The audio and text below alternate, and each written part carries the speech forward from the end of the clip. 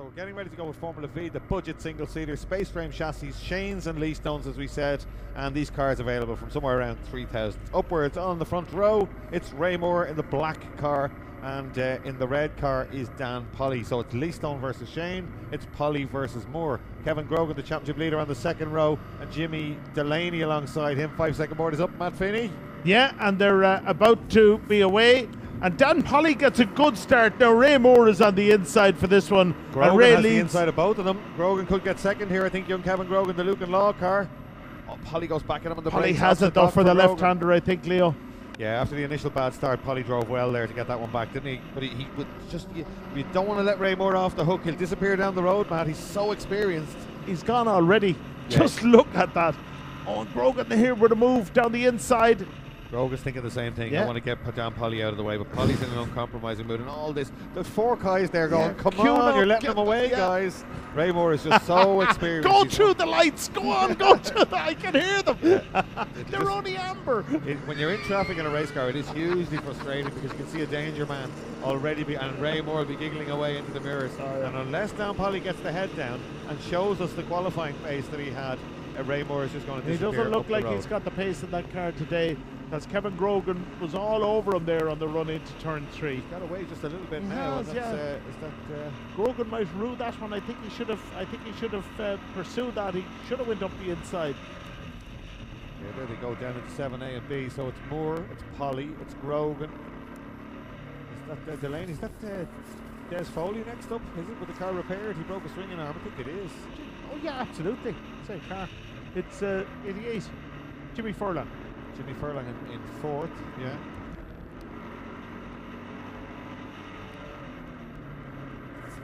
Well, Ray Moore is not getting away in the usual kind of Ray Moore fashion, but he still has plenty in hand up at the head of the field, because you can see the gaggle of cars behind him and the battle they're going through. Dan Polly then in second. Big one there. Sorry, Matt. Somebody slowing at Des Foley from lock to lock. I'm not sure if there's a safety car. There are a lot of cars slowing. There isn't. It's just it's Grogan going slowly and almost carnage behind him. There is. In fact, somebody goes up in the air, out of shot. Justin Delaney, that is it? It is indeed. Yeah. Just went up over the back of Kevin Grogan. Grogan stopped on the track. Look on the right-hand side of the screen. If we pan right, just there he is. Matt stopped on the inside. So all changed around. But the man with the lightning reactions who just flicked it to the left and got around, that was Des Foley. And once again, he's up the front. Kevin Grogan switching the car off. Some sort of a problem there. Won't be happy about that at all. This young man, I think, is leading the championship. Done a lot of winning this year. Himself and Ivan Casey and Avanti Sport have done so much work on the car. There's Des Foley's nose gone, I think, but that won't bother Des. Oh, he's got going again, Grogan. Did he just turn on the master switch? Did the master switch go off on the car? Maybe it just flicked off, because he slowed just as you would. It slowed on the run up into the last corner. James Jones, is it? Heading around there. That's James Jones, yeah. So great stuff in Formula V, but we didn't expect that to happen. So let's have Jones is really going at it now. Just flinging the car in there. In an effort to catch up with his. Meanwhile, back at the head of the field. Oh, look at this. Ray Polly Moore back on form. Now, Matt, Dan Polly put away Ray Moore on this track 5, 6, 7, I don't know how many years ago to win the Leinster Trophy. And I kept saying that form has to be in him, and we haven't seen it back. This looks like the Dan Polly we haven't seen for a while. He's hauling in Ray Moore. Well, there's going to be a great head-to-head battle between these two, because if he can get up on terms with Ray Moore, imagine trying to get by Ray Moore. Both very experienced. Dan Polly, as you said, just hasn't had the best of luck for the last couple of seasons, but certainly seems to be on it this year. Really does. There's Ger Byrne in the Abbey Lawn car, the Marshall's favourite. They tracked him because he supplied all the little loads around the track. But that nose cone is getting kicked all around the track. Still there, yeah. That's out on the international. And there's loop, another one on the exit. Yeah. Well, a fast lap's got to be for Polly this time as they go by. It's Moore under the EFOX engineer, but it's Polly. Polly has dropped back a bit quicker that from time him, round. Jimmy Furlong quicker than both by a full second. The safety car is out on track, Matt. Oh, this is good news for Dan Polly. Well, those safety cones, or those nose cones, perhaps. The safety car has just pulled out in the middle of the pack and split the pack. No. And that's going to take a long time in the international track for the leaders to get around. Look, it's just not sure. Well, we got nose cones sprinkled around the track.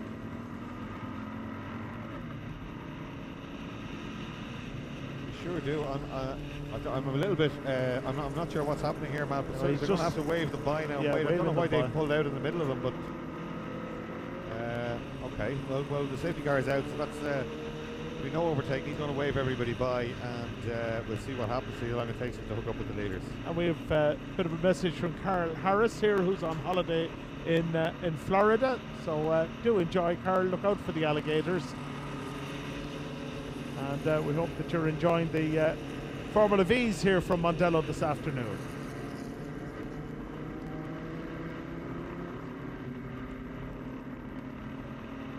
Safety car now picking up. There goes the first nose cone.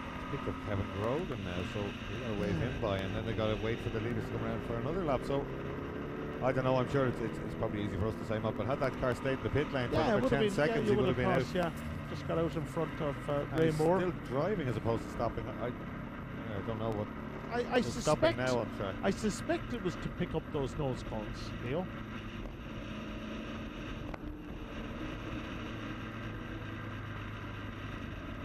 There's a couple of tweets coming in now about the safety car, but I'm not going to read them out. So Ray Moore still circulating on his own, hasn't come across safety car just, and isn't going to for quite a while because the leaders are on the main straight. The safety car is out halfway around the international loop. So it's going to take a while before they get to him. Yeah. Unless they reverse up, which wouldn't be beyond the bounds of possibility. What's that, Leo? Unless he reverses up to them, which Ray Moore probably has going. the ability to do that. They're just filtering their way through, nice and steady. This is further back the field, guys.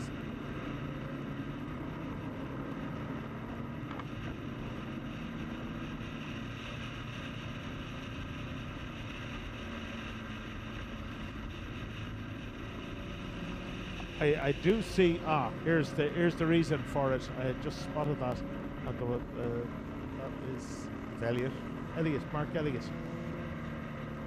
So he's off there, but he's probably off on a dangerous spot on the track. We missed that. The cameras against the safety car coming out. Damien Murphy, that is. Murphy.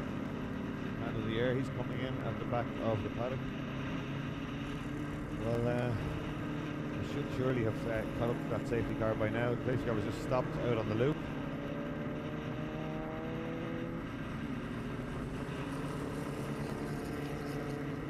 Right, there's Ray Moore, I suspect. Is yeah. So normal service has been resumed. Well, all the messages are coming in now. Mark Cup is telling us he's in the field of classic cars at Mosney watching Mondello.tv. So hello to Mark in Mark's Models. Yeah. Lovely day for Mosney. They don't always get it quite this sunny. So some of the same cars that I expect to see at Classic Car Live here at Mondello in 2 weeks' time. Somebody else texting us there saying V's are exciting as ever, watching in 42-degree Dubai. Great to see the sun shining and enjoying seeing the racing on the long track, but hasn't told us who we are, so we'll have to guess.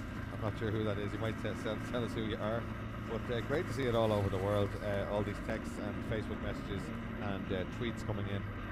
And Irish Formula V showing. Oh, this allows Grogan up to the back. Yeah. A bit of the Formula 1 strategy coming in here. He didn't lose a lap, Matt. No, he can now probably save his championship aspirations, or certainly limit the damage perhaps to his. He's got to be careful now and get through these guys. And hope the car doesn't switch off again if that indeed is what happened. I saw him reaching out. Yeah, he reached out, and then once he did, it was up and away he went. Now, safety car is in. So Ray Moore now going to control this. Watch Moore as he backs them up. I just realised you won't recognise my Dubai mobile. Regards, John Morris. Snap. Well, big hello to John Morris. I hope he's enjoyed this. So green flag and we're back racing again. John will have enjoyed that little safety car escapade, no doubt. As indeed will Ray Moore. There goes Polly back down the inside. Not as much as Dan Polly. No, not as much as Dan Polly, but Polly needs to shake this off now and get right back up there. Oh, somebody gone off. Brendan O'Brien again gone off. And into the gravel and not happy with that one. Dave Heavey will have a good laugh at that, no doubt. There'll be another tweet coming in a minute, but the global car straight off, unfortunately, again into the gravel. So Moore trying to get away, doesn't quite get into the apex. Sign somebody's pushing very, very hard. Dave Kelly hasn't been out much, but he's back out this year. And you might as well have a bucket and spade there, I think, Brendan, because that car is not going anywhere. It's well and truly beached.